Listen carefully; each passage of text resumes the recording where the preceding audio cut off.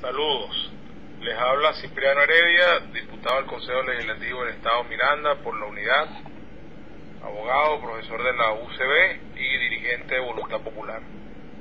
Veo con preocupación que se acerca el día en el cual la Asamblea Nacional va a debatir y seguramente a declarar el abandono del cargo por parte de Nicolás Maduro respecto a la presidencia de la República, y aún hay en el país una enorme falta de información y de entendimiento con respecto a este tema e incluso al tema de la declaratoria de la responsabilidad política del presidente, que ya fue declarada en el mes de diciembre.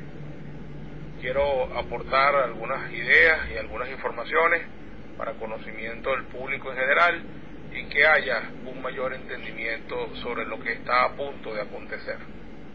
Voy a empezar por lo último, por el llamado juicio político. Esa figura no está así, con ese nombre y ese apellido en la Constitución venezolana. Ciertamente no es una figura expresamente instituida, como sí lo hay en otras constituciones, en otros países, casos muy conocidos en Estados Unidos y en Brasil, donde incluso se ha llegado a destituir presidentes mediante esa figura. En Venezuela, si bien esa figura no existe, se pueden concatenar varios artículos de la Constitución y llegar a la conclusión inequívoca, clara y correcta de que sí es posible declarar la responsabilidad política del presidente en cualquier materia. En primer lugar, los invito a todos a tomar su Constitución y ver el artículo 187 de la misma, donde se establecen las facultades de la Asamblea Nacional, y veremos que hay en el numeral tercero de ese artículo una función contralora genérica de la Asamblea Nacional sobre el resto de la administración pública.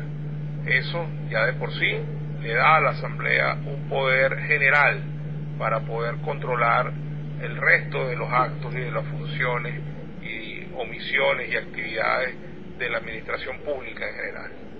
Pero además de eso, en el artículo 222 de la Constitución se establece de manera muy clara que la Asamblea puede investigar y declarar la responsabilidad política de cualquier funcionario público. Y al no excluirse expresamente el presidente de la República, pues este queda incluido. Hay una máxima interpretación del derecho que dice que donde el legislador no distingue, el intérprete tampoco lo hace. Por lo tanto, si el constituyente no excluyó al presidente de la República de manera expresa de ese artículo, entonces él queda incluido. Y esa versión que maneja la gente del gobierno, del oficialismo, la gente del PSUV, de que el presidente no es un funcionario público, bueno, no es sino una tesis que raya en lo ridículo, en lo absurdo, en lo ilógico, por cuanto el presidente es el más importante y el principal de los funcionarios públicos del país. Y además de estos dos artículos, insisto, 187 en su numeral 3 y 222, tenemos también el artículo 232, que deja claro que el presidente de la República es absolutamente responsable de sus actos, y esto es tanto de las actividades mismas que realiza como las que no realiza, es decir, sería responsable tanto por acción como por omisión. Uniendo esos tres artículos, es perfectamente constitucional que la Asamblea Nacional haya dado un debate, como lo dio, y haya determinado la responsabilidad política del presidente en la enorme crisis que vivimos los venezolanos en el día de hoy, que no hace falta describirla porque todos la conocemos, la padecemos y la sufrimos muy bien. Ahora bien, en el mundo de la unidad democrática se ha llegado a la conclusión de que sería bueno darle a esta responsabilidad política una continuidad, ir un paso más allá. Y ya que el régimen decidió truncar de la peor manera posible el referendo revocatorio, decidió también dejar a mitad de camino la enmienda constitucional, la renuncia no depende de nosotros, no está el presidente incapacitado físicamente para desempeñar su cargo. No le deseamos la muerte ni la estamos buscando, ni somos capaces de generar una actividad para provocarla, pues hay todavía una última posibilidad de falta absoluta del presidente que está en la Constitución, artículo 233, y que depende exclusivamente de la Asamblea Nacional. Además, no está sujeta a condición y procedimiento alguno, sino que es simplemente una posibilidad que queda a criterio de la Asamblea y que basta con que la acuerde una mayoría simple, una mayoría relativa, para que tenga eficacia jurídica. Se trata del abandono del cargo, que como veremos si revisamos bien el artículo 233 de la Constitución, es una de las causales de falta absoluta del presidente de la República. Ahora bien, frente a este abandono del cargo hay muchas dudas, la gente no tiene claridad, no se ve como algo transparente, como algo prístino, como algo que no sea cuestionable, sino que suena más bien como un atajo. Pero resulta que eso es porque básicamente tenemos una noción limitada de lo que es el abandono de un cargo. Tenemos una visión, por llamarlo así, coloquial. En general, pues asimilamos que el abandono es irse, que es como una suerte de ausencia física buscada, una ausencia voluntaria. Y resulta ser que no, que en derecho la figura del abandono pues va mucho más allá de eso. Por ejemplo, en derecho civil tenemos, por ejemplo, como la jurisprudencia, las decisiones de los tribunales han desarrollado lo que es el abandono del hogar.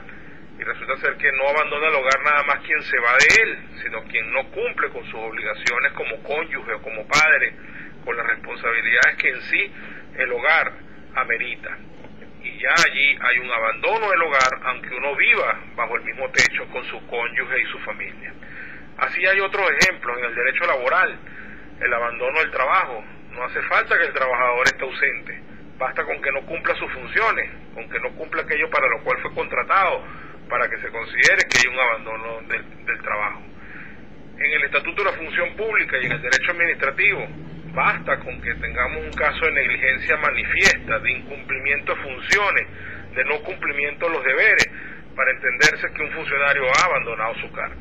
Entonces todo esto se lo podemos aplicar a Nicolás Maduro y entenderemos que Maduro ha abandonado la presidencia de la República. Es claramente un presidente que no cumple sus funciones, que no cumple ni siquiera el principal juramento que hizo cuando tomó posesión de su cargo, que es cumplir y hacer cumplir la Constitución. De hecho, la patea y la viola a diario. Y además de eso, todas sus demás responsabilidades las ha incumplido de manera manifiesta. No solamente por omisión, sino porque además las cosas que ha hecho han sido para perjuicio, menoscabo y detrimento del país.